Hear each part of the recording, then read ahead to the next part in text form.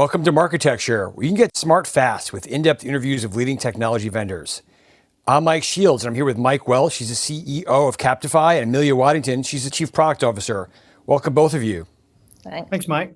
I'll let you decide who jumps in here with the big first question. But what does your company do? Yeah, I can jump in on that one. I mean, if you sort of zoom out from a mission perspective, we want to empower companies to access, understand, and activate consumer intent from the open web on any channel.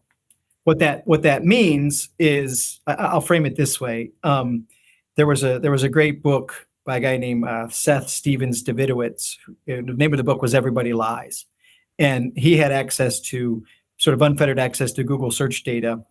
And he did a bunch of analysis compared to surveys and consumer focus groups, and found that people lie all the time about what they're thinking or what they're wanting to do, or even what they're going to buy or who they're going to vote for to your face or to a survey, but they don't lie to their search bar. He found that through access to this data, there were a lot of things, presidential elections, results for local interest based issues that were being voted upon, things like that, where what people said in an interview and what they actually searched for would have been significantly different in terms of the outcome of what you would have thought was going to happen. And so what Captify does is capture real search intent data from over 2 billion devices across 3 million websites globally. And we turn those search intent signals into segments that you can activate programmatically to find an audience for a search intender segment, such as auto intender or home and garden enthusiast. And so in a nutshell, we take search intent data and turn it into audience segments and activate that programmatically for brands. Amelia, maybe we should turn to you here. I want to get more into the product. Mm-hmm. Let's talk about it. Mike covered off broadly, but how does it work exactly? Like, can you kind of dive into the specifics on the different pieces of the product? Yeah, sure. And the way I like to describe our product is three different products, really. So we have our kind of original product, which is identity based. So historically, that would be third-party cookies. And as we migrate into the cookieless future, different and persistent IDs. And that's really a case of, we have seen people search for certain things, and we're able to put them in a segment of people who are interested in electric cars or cinema tickets, that kind of thing. Then we have what I call contextual for web. So this product we developed about 2 years ago actually outperforms the traditional cookie-based product. And in that, it's much more predictive product. So we take in exactly that same data set that Mike described, but instead of kind of reacting to those data signals, we use them to train models. So AI, machine learning models that understand and learn the relationship between what people are interested in and the content they consume. So then we're able to target specific websites down to the page level where we think that auto-intender or movie enthusiast is likely to be.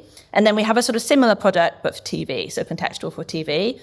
Exactly the same flow, but rather than going to a particular website for a display ad, we'll go to a particular episode of a show. So that could be accessed either sort of streaming or obviously sort of addressable linear too. And this is probably going to differ based on the three different products you just laid out. But where do you get your data? Is this mostly publicly available? Is it through APIs, exclusive partnerships? What does that look like? It's all exclusive partnerships. So it does vary. Obviously, for the TV product, we need to have viewership data to match up with the search data. People are searching for this and they're watching this, then we know that relationship's there to build the segment. But all of our data partners are sort of private relationships that we have and that we've spent over a decade kind of building up that network of partners across the web and TV. And again, this is probably going to differ based on the category we're talking about. What category do you compete in? Are you closer to, like an Experian or a TransUnion, or are you closer to a data warehousing company, a measurement company? Where should we put you?